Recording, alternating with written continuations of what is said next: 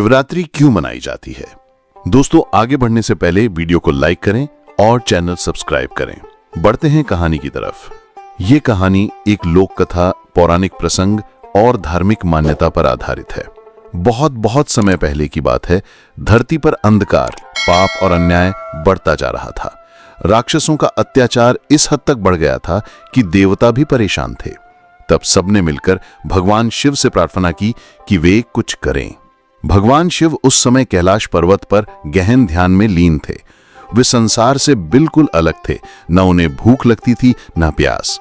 उनकी तीसरी आंख बंद थी, पर जब भी वो खुलती संहार ही होता। वृक्ष, शिकारी और वो रात। एक बार एक शिकारी जंगल में शिकार की तलाश में भटक गया।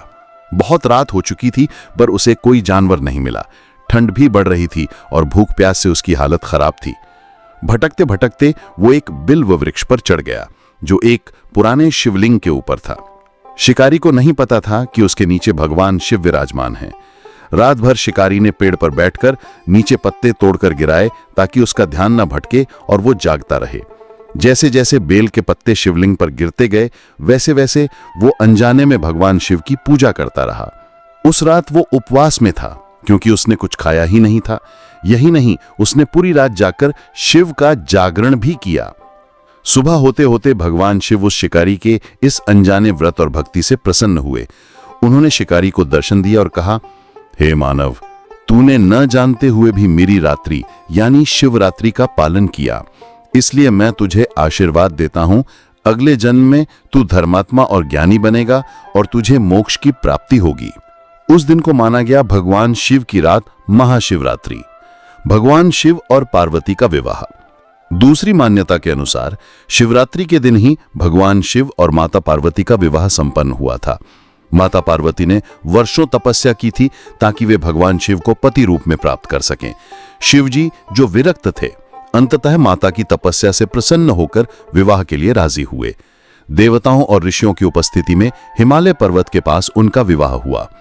इस पावन दिन को महाशिवरात्रि के रूप में हर साल मनाया जाता है। शिवरात्रि के दिन क्या करें? उपवास रखें यानी फलाहार। शिवलिंग पर बेलपत्र, दूध, जल, धतूरा अर्पित करें। ओम नमः शिवाय का जाप करें। पूरी रात जागरण और भजन करें। सच्चे मन से शिव की आराधना करें।